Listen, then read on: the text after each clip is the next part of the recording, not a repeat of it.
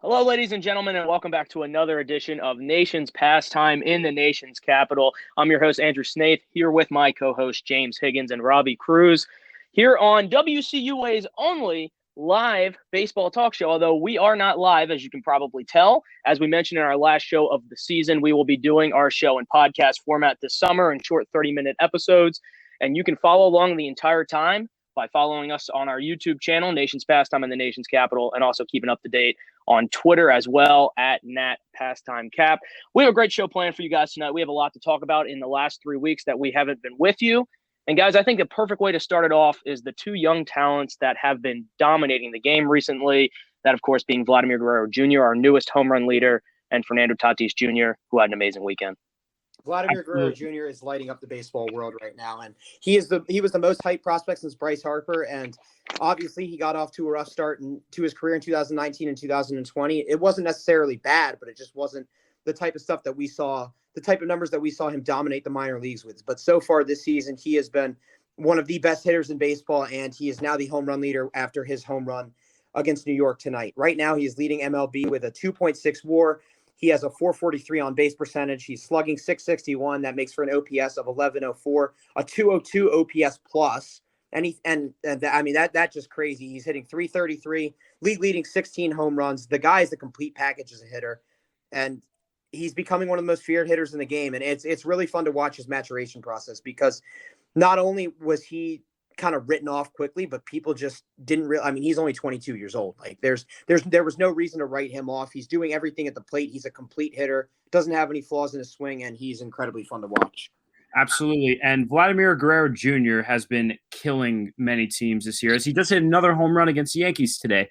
The thing with Vladimir Guerrero Jr. is I believe that at the moment he could be the front runner for the AL MVP award this season. Now, Andrew, I got to ask you a quick question. Are you still saying that the Tatis Jr. contract isn't looking so good? Because he's been really good this season. Here's the thing. The injury that happened to Tatis earlier this year, where he swung and missed at a pitch and hurt himself and was out for, I believe it was around 2 or 3 weeks, that to me proved in of itself why you don't give these big contracts to people who haven't played 162 games. I know that Fernando Tatis Jr. is lighting the baseball world on fire, and he's an incredible talent. But just like Vladimir Guerrero Jr., he's 22 years old. You don't know how pitchers are going to adapt to him, and you don't know how he's going to develop as a player even further. We've seen countless players come up, light up the world for their first 162 games, which, by the way, he just passed, and then fade into nothingness. I'm not saying that's going to happen with him, but I'm saying it's a big risk to give over $300 million to a guy who hasn't done that. See, that's a pretty fair argument. The only thing is, when he has been in the big leagues, he has been absolutely sensational. And how many times has he been injured since he's been in the big leagues, though? I believe 2 or 3 times. But the thing is, his injuries, if you look at it, have been freak injuries. You know, these injuries aren't things that are going to keep reoccurring throughout his career. I mean, that's fair to say, but I still think it's a concern when, you know, at age 22, I believe, correct me if I'm wrong, he was called up when he was 20, correct? Yeah, so he was called up in 19 when he was 20. And yes, it's a fair point and totally understandable. But looking at his season so far this year, he has his WAR is 2 flat. He's got 26 RBIs. His OPS is 1090, an OPS plus of 204, 13 homers, and he's hitting 307 while doing this only in 31 games due to a shoulder injury and then due to being placed on the COVID list. So he's done this in limited action compared to Vladimir Guerrero Jr. who's played 46 games. But these two are the future of baseball, along with Juan Soto, Ronald Acuna Jr., Rafael Devers. The game is filled with young talent, and we could talk about those guys forever. But in particular, Guerrero Jr. and Tatis, they're both complete hitters. And I think especially if you look at Guerrero, his maturation process, especially with 2 strikes, he's not susceptible to breaking balls anymore, nor to high fastballs. Obviously, he struggled with those pitches when he came up, and then last year it was a bit of an adjustment period. And I think that if last season had been a full 162, we would have seen him make some of these adjustments during the season. But because it was such a shortened season, you were kind of stuck with what you were stuck with. But he got his body into tremendous shape this offseason. You know, he lost 42 pounds. The weight was a little bit of an issue the last couple of years, and now nothing is holding him back. And this is a 2015 Bryce Harper type season, and he's going to be right up there with Ohtani and Buxton if he returns soon, and Bogarts and Martinez for AL, and Judge for AL MVP. I mean, he's going to be in the conversation all season long. And then going to Tatis, as Andrew mentioned, he did just pass the 162 game mark for his career. He's now played in 174 career games. And just looking at his career, quick snapshot, he has 52 homers, 124 RBIs, 37 stolen bases. He's leading the league right now with 10 stolen bases so far in 2021, a 302 career average, a 979 career OPS. So a pretty good start to the career of Fernando Tatis Jr. And speaking of Tatis Jr., the Padres are rolling right now. They've won, I believe it's 9 straight games before the loss against Milwaukee last night. They went 9-0 on their last homestand. That trade is looking like a bargain for the San Diego Padres because Darvish has been every bit of Texas Rangers Darvish in 2020 Darvish. And right now they are top for the best record in the National League. I mean, the NL West is an ultra competitive division right now. San Diego is 30-18. They're a half game above the Dodgers at 29-18, and the Giants are 28-19. But those 3 teams will give us an interesting race, throughout the whole season. The Giants might fade out of the division race and still stay in the wild card race, but these 3 teams are really competitive, and they're going to give each other everything they've got, and it's going to be a really exciting summer for baseball out west. Definitely a lot more competitive than we thought it would be in the NL West with those the Giants coming in there as well. Absolutely. Robbie, I want to ask you real quick. We were talking a little bit as we were preparing for the show about potential trades, and you got 2 teams in the bottom of that competitive NL West that are currently not doing very good. 19-29, the Rockies, 18-30, the Diamondbacks, and they got some premier talent on those teams that could be shipped off at the deadline. Now, when you look at guys like maybe, of course, Trevor Story, but also not forgetting the Diamondbacks have Ketel Marte, who just came back, Eduardo Escobar. Do you see any huge trades coming out of these 2 teams? Even Mad Bum. And Mad Bum, another one. Contract early, you just never know with Arizona. It might be tough because of that contract, honestly. But going back to Andrew's original question, I do think it is an interesting argument. However, my bold take is that I don't believe that the Chicago Cubs are going to trade anybody at the trade deadline. I believe the Chicago Cubs are going to pull a 2018 San Francisco Giants. I think that the Chicago Cubs are going to remain in the playoff hunt until the very end of the deadline, and they're going to believe that they can make the playoffs, so they won't trade anybody. And then at the end of the year, they're going to miss the playoffs. What? You guys remember the Giants doing that in 2018? Oh, they of won course. 6 games in a row at the trade deadline, and they chose not to trade Bumgarner, chose not to trade Posey, chose not to trade Belt, chose not to trade Hunter Pence. Like, everybody they kept. And honestly, I believe that the Cubs are going to do that this year with Baez, Rizzo, and Contreras. Well, this Cubs group is better than that Giants group, and obviously the Cubs can't keep everyone this offseason, but the big name is Chris Bryant. Like, they might trade other guys off, or they might not trade other guys off, but all eyes are going to be on Chris Bryant. And I think the biggest thing is that if they don't trade Chris Bryant, they're going to have to re-sign him this offseason. And if you want to talk about guys who are in the MVP conversation, Chris Bryant is right there in the MVP conversation. Now, obviously, if he gets traded to an American League team,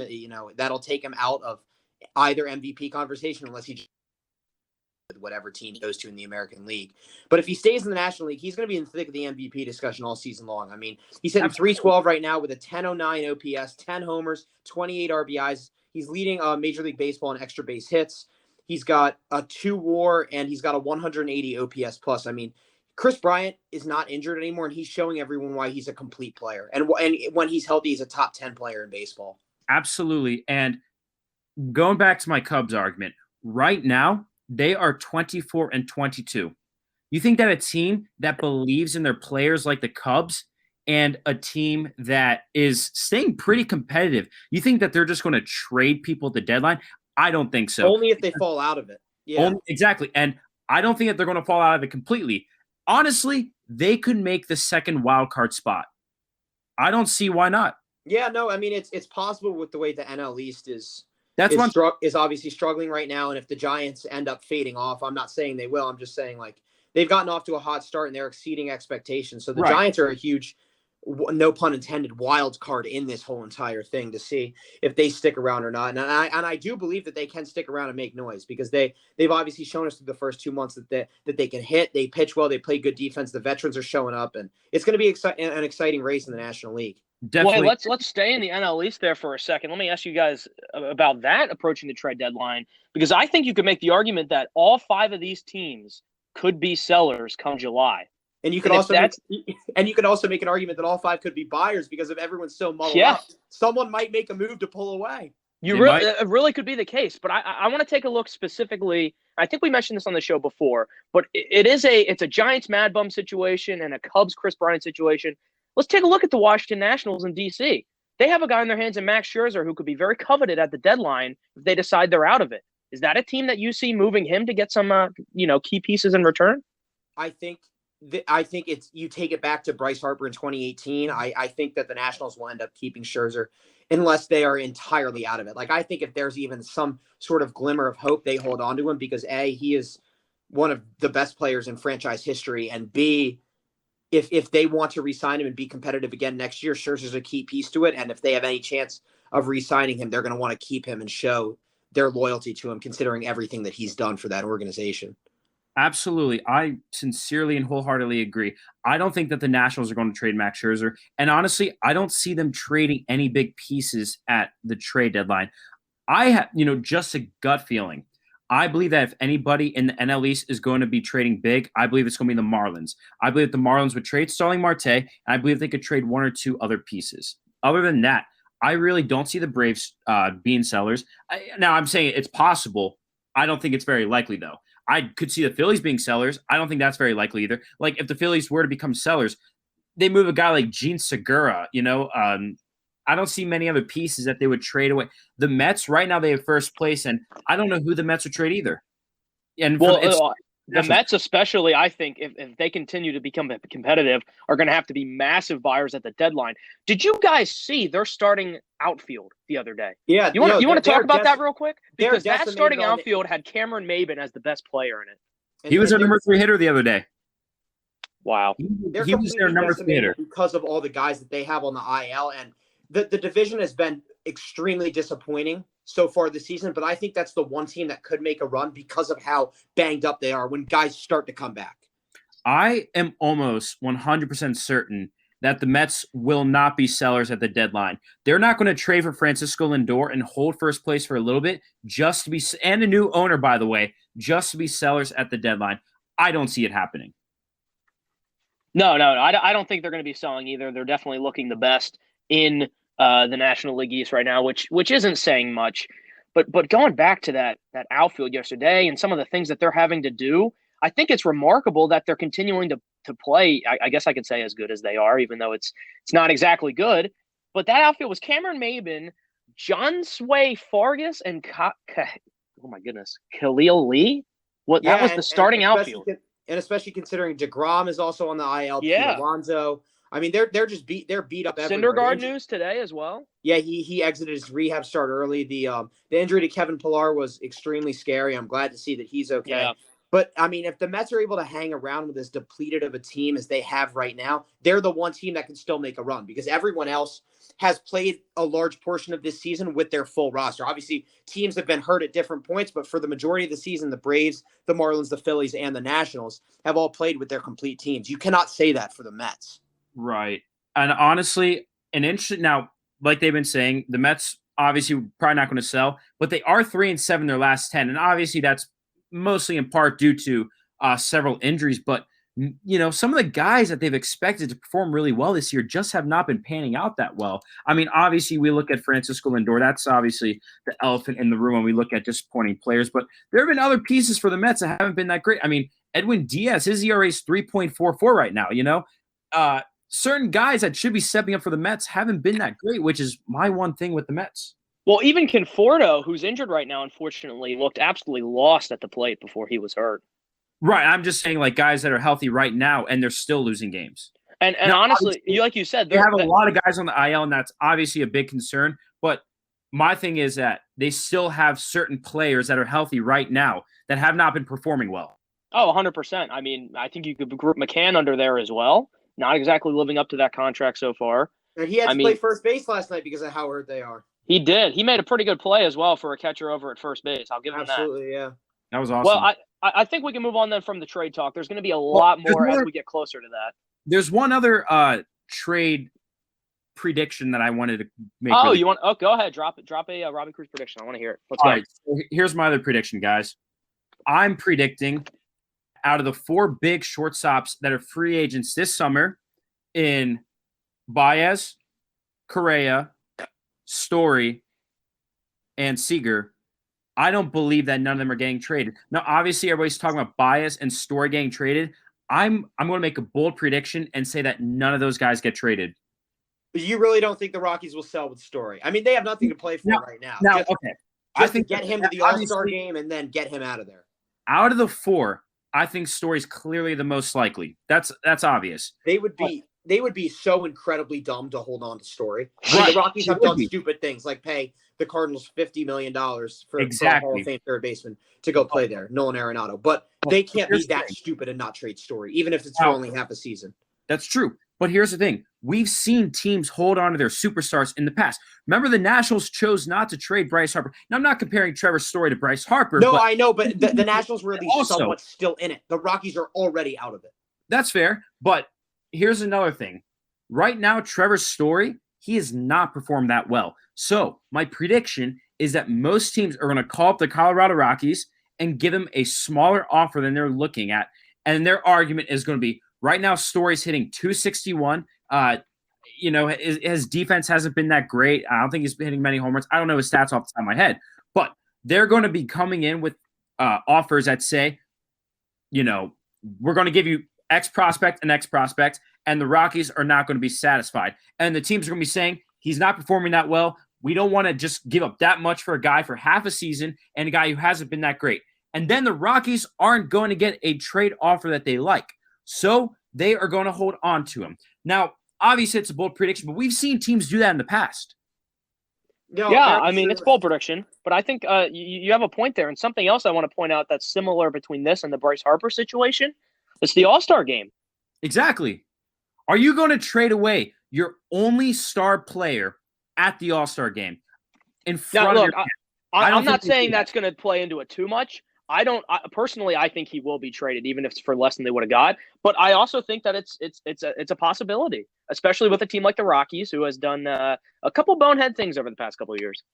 Yeah, definitely. And two articles that I want to source from The Athletic. First, an article by Ken Rosenthal about Chris Bryant's trade value. Chris, he talked about Chris Bryant's resurgence, him not being hurt now and all that. But the Cubs are not in contract extension talks with Bryant, Baez, Rizzo, and this piece was particularly about Bryant. So that means they're either going to finish out the season and become a free agent and probably not re-sign, or they're going to trade him before the deadline. An extension will not be reached before the season ends. So he said that the odds of Jed Hoyer, dealing Bryant and keeping the team keeping the team together as possible if they're hanging around and they believe a deep postseason run is possible.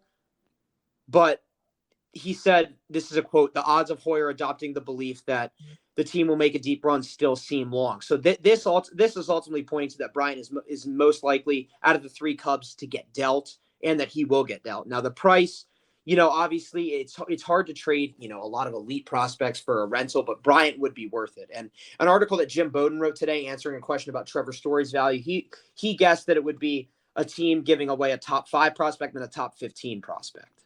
So there's a gauge for what teams might have to give up for Story and Bryant. Okay.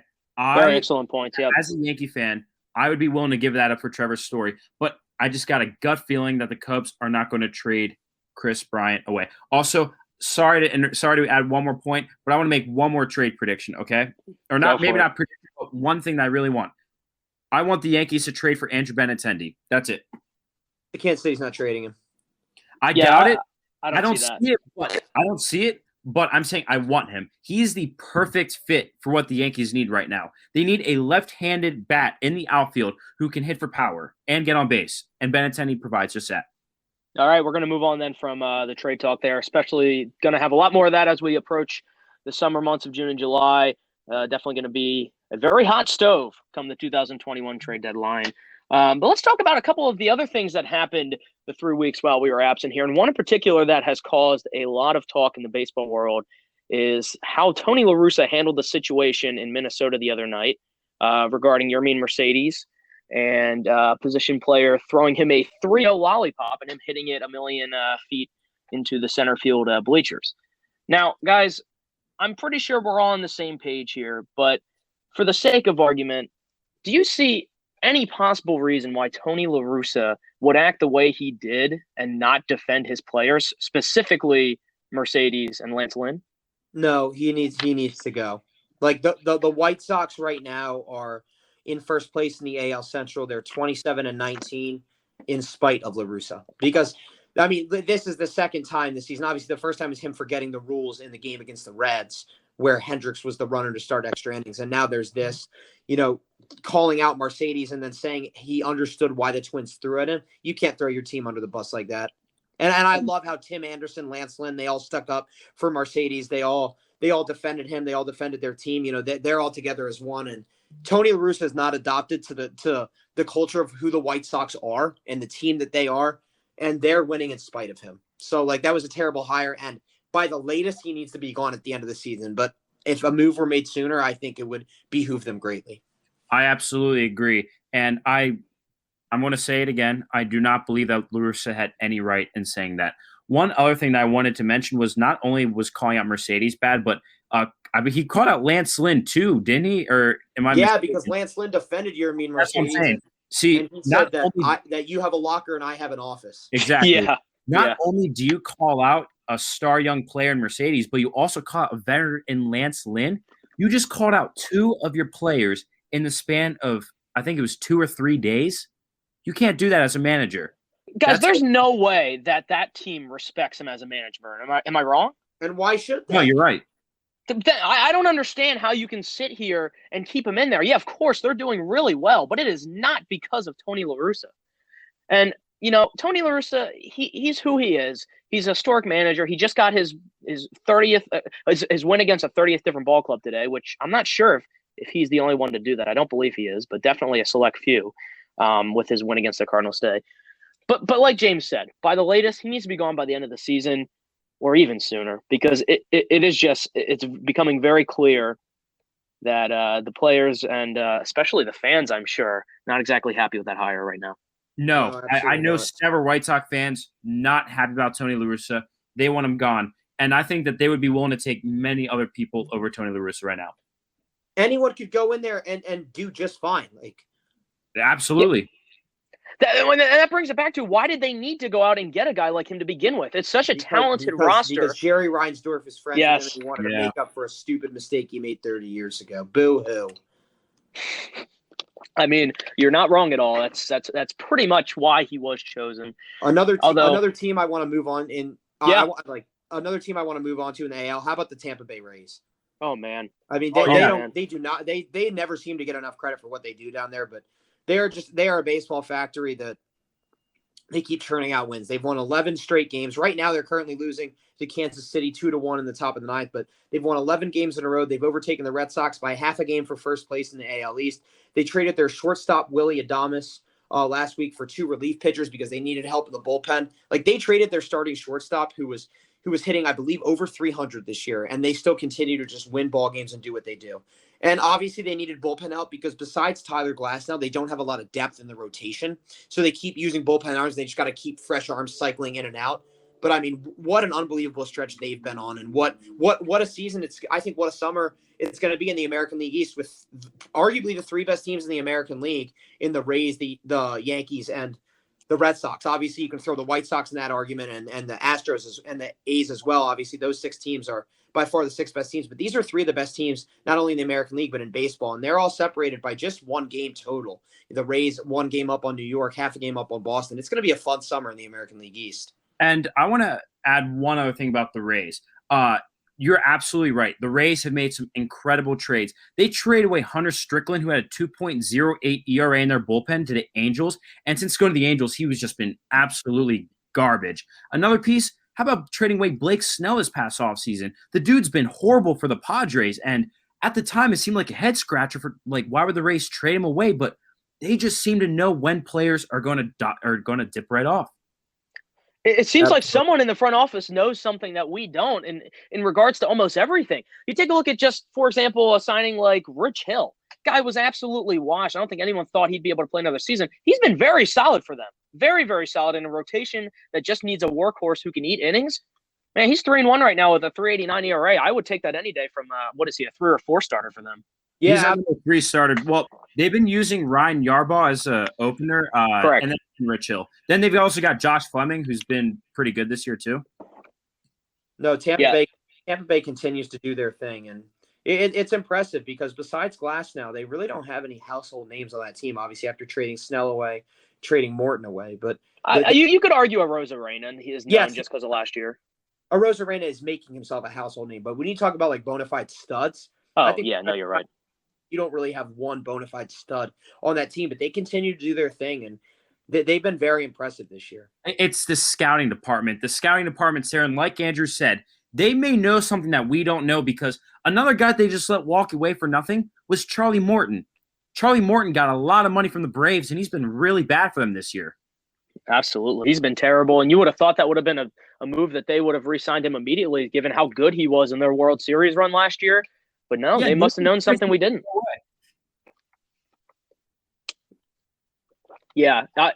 Rays continue to be one of the most amazing teams to watch. And, it really is a shame because if they were in a market anywhere other than Tampa Bay, I think they would be appreciated a lot more for what they're doing. If not by the baseball world, if by the fans. If you go to a Rays game right now, there are some diehard Rays fans, but you could wear their logo around the city, and I guarantee you 1 out of 2 people you run into wouldn't even know what team or what sport they're on. And I do think that's a shame, but it is great to see what the Rays are doing. And, hopefully they build a diehard fan base.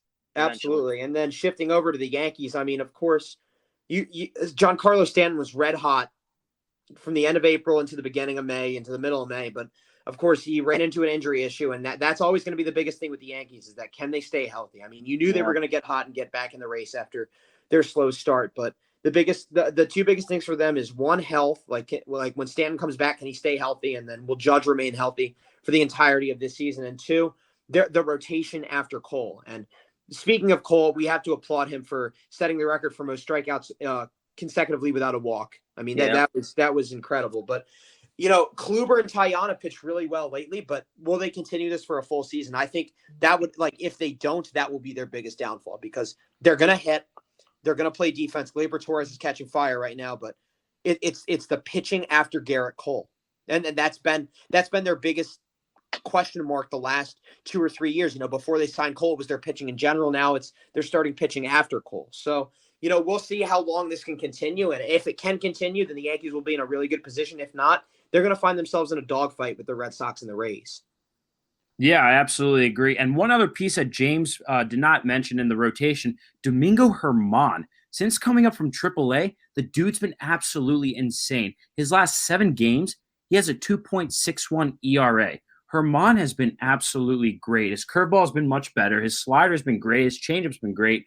And like you said, if Kluber can stay healthy, if Taillon can, perform as well as he did last game, if Hermann can keep performing well, and if they have other guys step up, this team is going to be very good. And I believe that the pitching is in it for real this year.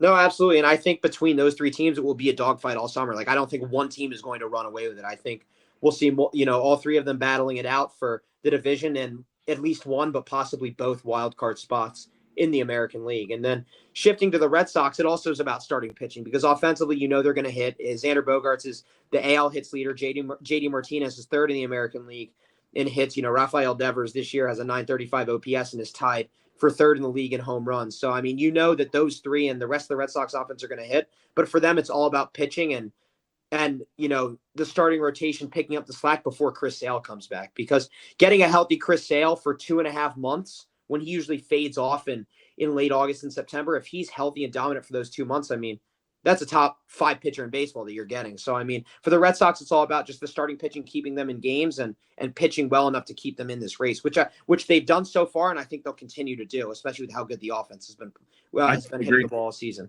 I definitely agree. Absolutely. Approaching the end here of around the 30-minute mark. Final thought, guys, before we do the closing here. We've seen 6 no-hitters thus far. I think we've seen 3 more since we did our last show. How many are we ending with this year? I want to hear both your answers. What do you guys think? I say 8. I say we'll have 2 more because that'll break the all-time record, right? Mm-hmm. Yeah, that's correct. I say we'll end with 8. I was thinking 8 as well, but just for the sake of this argument, I want to say 9. 9. All right. I definitely do think I agree. The record's being broken this year. And finally, to touch just on that a little bit more before we end here, what do you think the reason for that is? Is there some kind of conspiracy theory here with the balls, or do you think there's an actual change that pitchers are making? I think it's both. I think, obviously there was an article in The Athletic the other day about spin rate and, the substances and the pine tar that pitchers are using. I think that's obviously contributing to the spin on the baseball and all that. And I think that another part of it is the dejuicing of the baseballs. I don't think MLB took into account how much of an advantage that it would have for the pitchers. I am not taking anything away from what any of these guys have accomplished, but obviously when you dejuice the baseballs and it takes away from the hitters, it's obviously going to add an advantage to the pitching side of it. And I don't think MLB thought it would be this drastic, but maybe if they don't fully rejuice the baseballs, they'll do something to them, because obviously the advantage this year, not just with the no hitters, but the offense is down across the league. We're on pace for the most strikeouts and the lowest average in 50 years. I mean, something has to be done. I absolutely agree. I don't think it's just because of the balls, like some people are suggesting, and I don't believe it's only because the pitchers have been great. Now, granted, science has taken pitchers a long way this year. I mean, spin rate and just StatCast has changed the way the pitchers pitch, right? But I think that if you combine both those factors, I believe that's why there have been so many no-hitters this year. All right, both fantastic points indeed.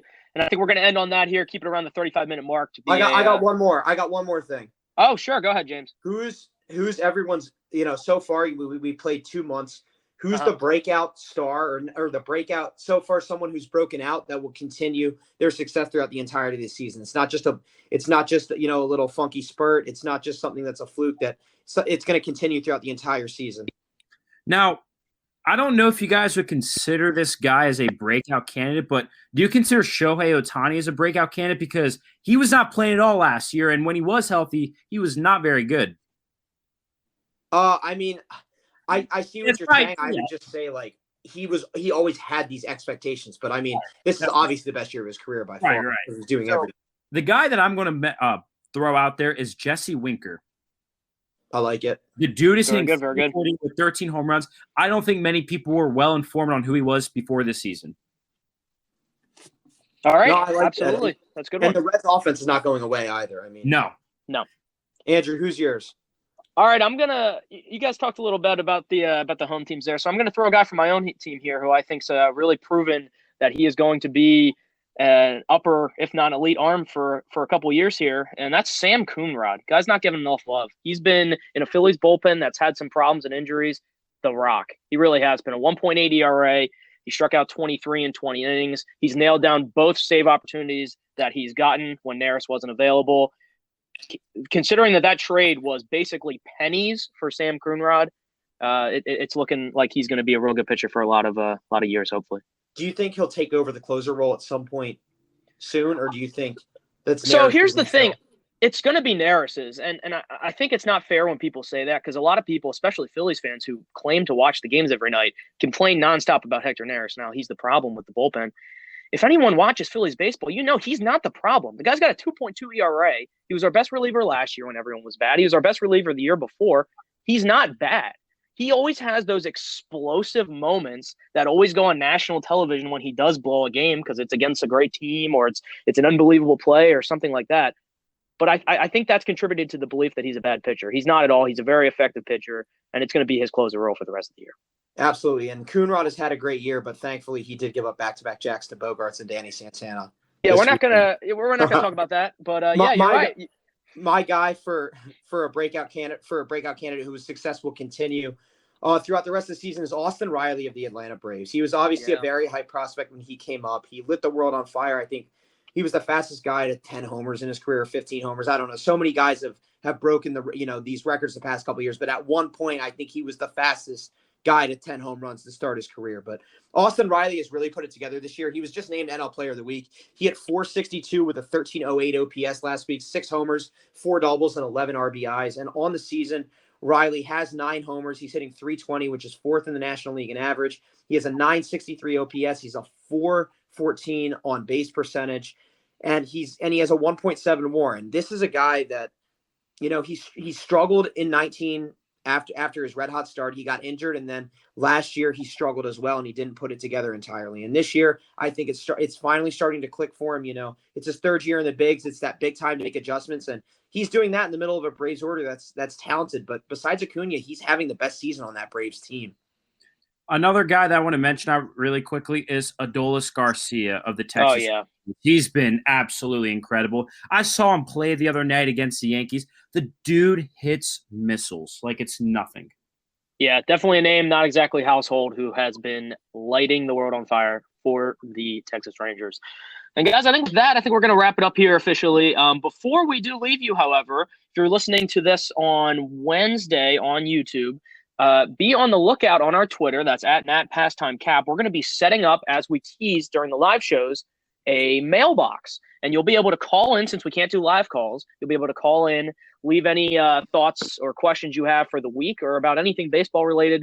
We'll play them live during the show, and we'll be able to answer them and interact with you guys in that way, since we don't have the ability to go live right now. So once again, if you're listening to this pre-recorded show on Wednesday, be on the lookout for that tweet with the number that you can call either later on Wednesday or on Thursday or later in the week.